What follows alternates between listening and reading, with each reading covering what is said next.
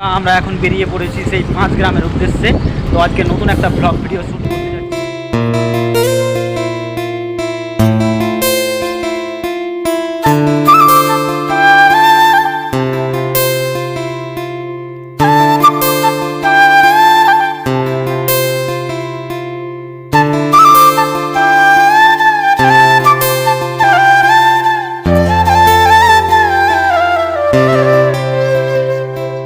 আমরা এখন বেরিয়ে পড়েছি সেই 5 গ্রামের উদ্দেশ্যে। তো আজকে নতুন একটা ব্লগ ভিডিও শ্যুট করতে যাচ্ছি। তো দেখাবো তোমাদেরকে রেশম চাষ, গরু চাষ, এই গরু চাষ সম্বন্ধে জানাবো। আমরা যাবো 5 গ্রামে, সেই 5 গ্রাম, সেই গ্রামের কী অবস্থা সেটাও দেখাবো, কীরকমভাবে চাষটা করে সেটা দেখাবো তোমাদেরকে। তো দেখতে থাকো।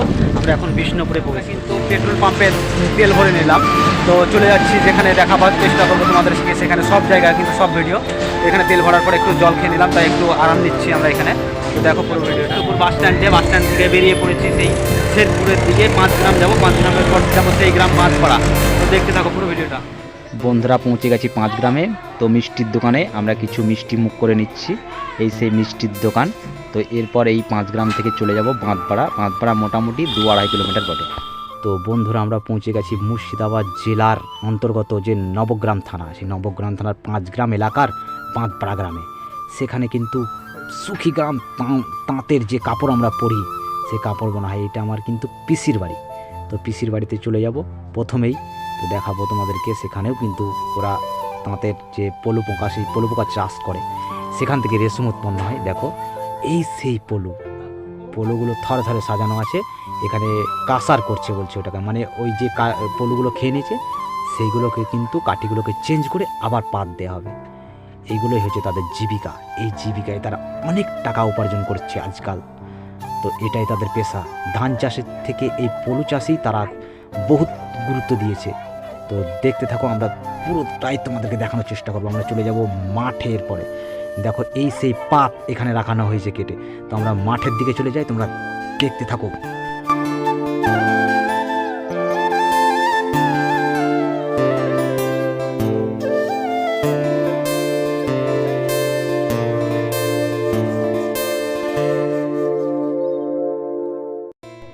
দেখো বন্ধুরা, আমরা কিন্তু মাঠে পৌঁছে গেছি। মাঠে কত সুন্দর সেই দৃশ্য পাট চাষের। এখানে কিন্তু পাটগুলো কাটা চলছে কাজ। দেখো, তো এই যে এদের জীবিকা, এরা কিন্তু কেউ মানে অশিক্ষিত নয়। এই গ্রামে কিন্তু অনেক শিক্ষিতর বাস। এই চাষের থেকেই তারা অনেক টাকা উপার্জন করে। এই টাকা উপার্জন করে তারা কিন্তু বহুত বড় বড় জায়গায় কিন্তু পড়াশোনা করছে। এই গ্রামে সব MA BA কমপ্লিট করে বসে আছে এই ছেলেগুলো। তো এখানে গ্রামে কিন্তু অল্প বয়সে কেউ বিয়ে করে না, এরা কিন্তু বড় হয়েই বিয়ে করে। তো দেখতে থাকো।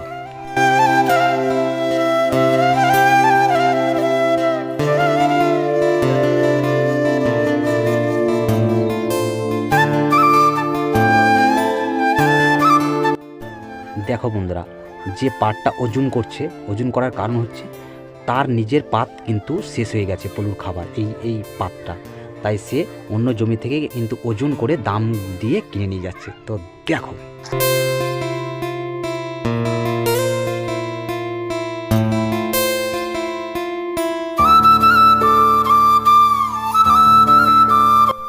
দেখতে পাচ্ছ বন্ধুরা, সাইকেলে কত সুন্দর এই পাতগুলোকে চাপিয়ে নিচ্ছে। তো এই গ্রামের মানুষ কত রকমভাবে অভিজ্ঞ। দেখতে থাকো।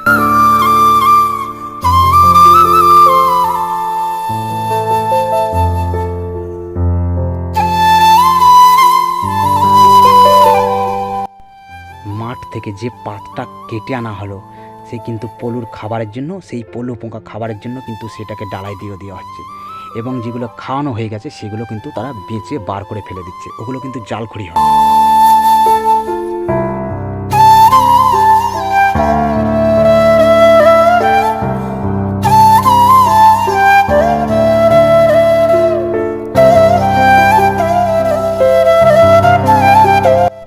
এই যে ডালাটা নামানো হলো এবং এই যে এগুলো বেছে নেওয়া হচ্ছে, মানে এগুলো কিন্তু লাল হয়ে গেছে। তো লাল হয়ে গেছে মানে পাক ধরেছে পলু পোকাটা। এই পাক ধরা পলুগুলোকে আমরা একটা জায়গায় কিন্তু বেছে নিই। তো বেছে নেওয়ার পরে কি হয়, এগুলোকে আলাদা আলাদা করে আমরা এই যে ডালাটা দেখতে পাচ্ছ, এই ডালায় কিন্তু দিয়ে দেওয়া হয়। তো ডালায় সেই দেওয়ার পরে কিন্তু রোদে রাখা হয় এগুলোকে।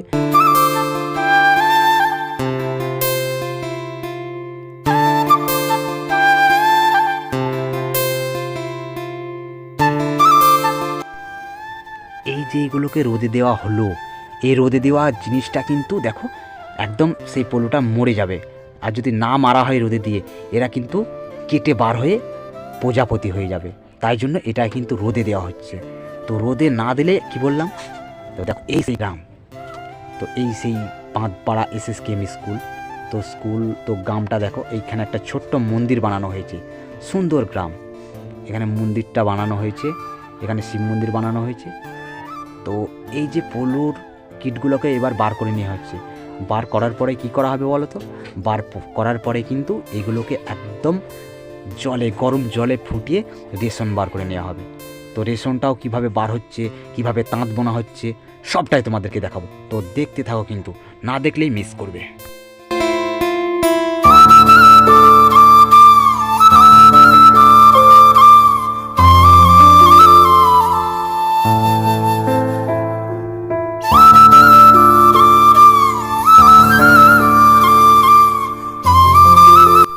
অবশেষে বন্ধুরা আমরা চলে এসেছি, সেই দেখো কয়লার জাল জ্বলছে, মানে কয়লার উনুনের জাল জ্বলছে। এখানে কিন্তু দেখো এই যে রেশনের গুটিগুলো কিন্তু গরম জলে সিদ্ধ করে কাঠিতে ঘুরিয়ে ঘুরিয়ে সুতো বার করা হচ্ছে। সেই সুতোটা কিন্তু একদম ঘাই, যেটা বলে ঘোরানো হচ্ছে, দেখতে পাবে তোমরা। তো সেখানে ঘুরিয়ে ঘুরিয়ে কিন্তু ভন্না করা হচ্ছে, যেটা আমাদের এলাকায় পাওয়া যায়। তো সেইটা দিয়ে লাটিয়ে কিভাবে আমরা তাঁতের কাপড় তৈরি করি সেটাও কিন্তু দেখাবো। তো এটা তো অবশ্যই তোমাদেরকে ভালো লাগবে, আর না ভালো লাগলে সেটাও তোমরা কমেন্ট করো, ভালো লাগলেও সেটাও তোমরা কমেন্ট করো। লাইক কমেন্ট এগুলো অবশ্যই করবে, আর প্লিজ চ্যানেলটাকে সাবস্ক্রাইব করে দিও। প্লিজ, যে দেখছো দাদা, তোমাকে বলছি চ্যানেলটা সাবস্ক্রাইব করে দেবো। দাদা, দিদি, বোন, যেই দেখছো না কেন সবাইকে বলছি। দেখতে পাচ্ছ এই সেই ঘাই ঘোরানোর কাজ চলছে এখন। তো এখান থেকে আমরা কিন্তু চলে যাব একটু অন্য জায়গায়। তো দেখতে থাকো সেই কাজটা।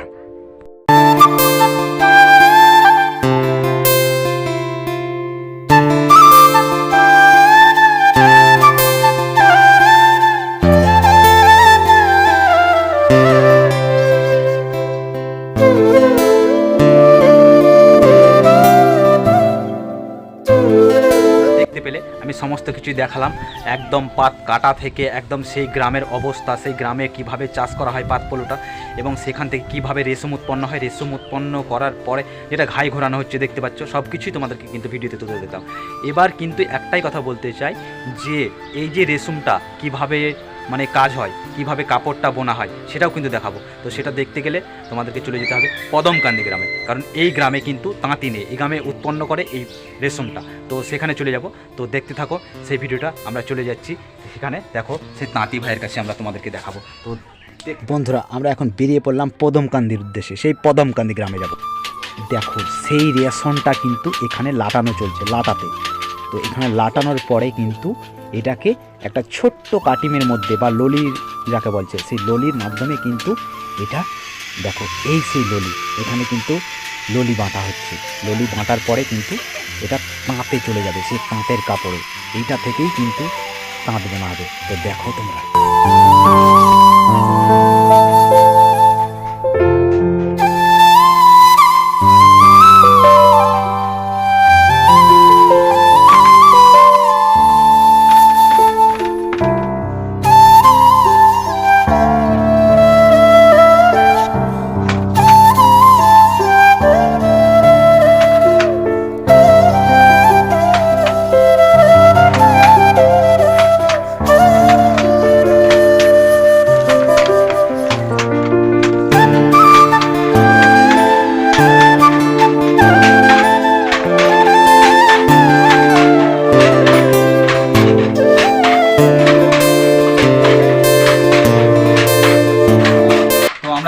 একটি তাঁত ধরে, তো সেখানে তাঁত বোনা দেখাচ্ছি।